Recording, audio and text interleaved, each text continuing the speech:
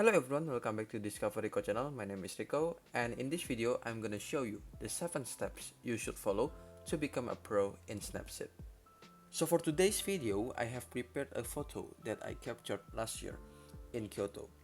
This picture is definitely one of my favorites despite the lack of sharpness in this photo. But I feel there is something missing in this photo, and that is the sky. This picture is supposed to be a sunset photo.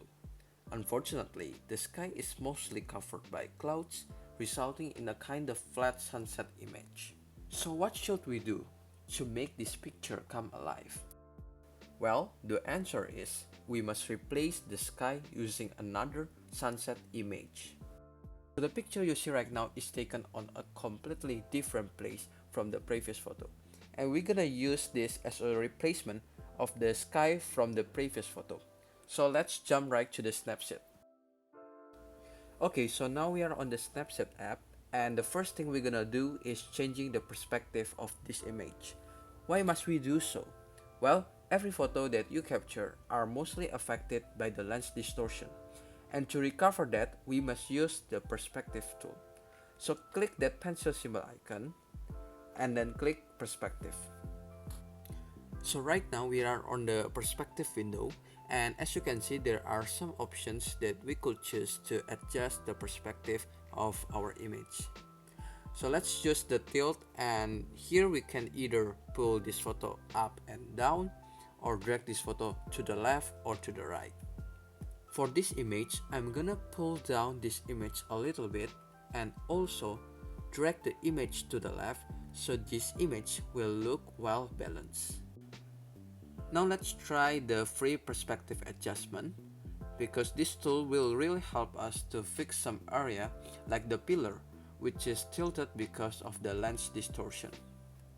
After we're done using the free perspective adjustment, we can also go back to the tilt or use the scale to make the perspective of our image looks even better. Okay, so now we have just done the first step on our editing process, and now let's proceed to the second step, which is adjusting our image using the rotate tool. I usually let the Snapseed do this automatically, but for this tutorial I'm gonna adjust it by myself. Then the third tool that we're gonna use is the crop tool. Here we must see if there are some distractions that we wouldn't like to show on our picture. And also, this tool is great for composing our image. In this case, I would like to remove the main whole cover because it keeps distracting my view to this image. Okay, done. The next step is the most common step that every editor do when editing an image, and that is the tune image. Here you can do some basic adjustment that we usually do as the first step in Lightroom. So I will add the brightness to 33 to brighten up this image, because I want to match the environment on this photo to the sunset photo that I have shown you before. Add some contrast, maybe 7 is enough, and also add some saturation. I'm also gonna pull up the ambience, but I will decrease the highlights because I don't want to make the yellow light looks too shiny. And for the shadow, I'm gonna bring it up because I think some area of this photo is just too dark. On the last tone image adjustment, I'm gonna add some ramp to match the environment with the sunset photo that I have shown you before. Okay, so we have done. Let's click on the tick icon. Okay, so our next mission is to try to match the atmosphere of this picture to look even better, so it can blend really well with the sunset image, which we are going to combine after adjusting the white balance. Let's bring up the temperature so the image will look warmer, and also the tint to add some purple color to this image. Okay, done. Let's click on the tick icon. So now we have arrived at the most important step of this tutorial, where we're gonna replace the sky of this image with another sunset photo. And the tool for this step is the double exposure. click on the open image and choose the image that we have prepared before. Then rescale the size of the sunset image to match with the sky on the first image. After that, choose the overlay style and bring up the transparency to 80%. Okay, click on the checkmark icon. I know some of you are shocked because the picture looks terrible, but don't worry, because from this point, I'm gonna do something that will blow your mind. First, click on the icon located on the left side of the detail icon, and then hit that view edit icon and click on the arrow key located on double exposure layer. Then choose the pen icon to do masking on this layer. So now it's completely gone, and all we have to do is to make sure the amount of the double exposure is 100 and start to brush on the sky to replace the sky with the sunset image. Make sure to be careful with the edges of the building so the editing will look smooth. Also, don't forget to zoom in if it is needed to make sure we didn't brush the sky along with the building. So I'm gonna speed up the video to save your time watching this tutorial.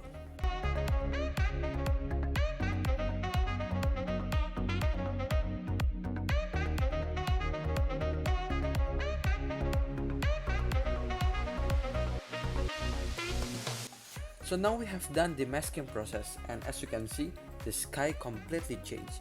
What do you think? Is it fascinating? Well, this is not the final step on this video. We still have the last thing to do to complete our editing process. What is it? Well, the last tool that will bring us to the end of our editing journey is the Selective tool. What we are going to do with this tool is to add some point to make an artificial light in order to make this photo looks more aesthetic. For example, let's add a point here and then pinch your finger to resize the area of the Selective tool.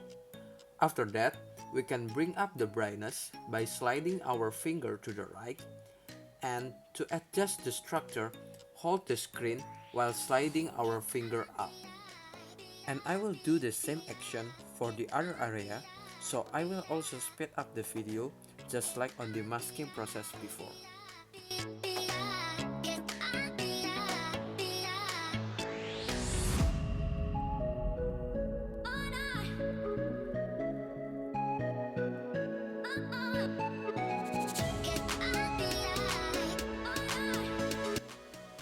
So now we have completed our editing journey. Let's take a look at the before and after version of this editing session. Hold the screen to see the before version, and when you release it, boom! This is what we have achieved by following the 7 steps to become a pro in Snapseed. So that's all from this video. I really hope that you learned something from this tutorial. If you haven't visited my gallery, please make sure to visit my Instagram @Ricoreas for my macro photography and @Discoveryco for my travel photography. If you have any suggestion or requests for my upcoming videos, leave it on the comment down below. If you like this video, give a thumbs up. If you would like to see my upcoming videos, consider subscribe. Thanks for watching. I will see you on the next video.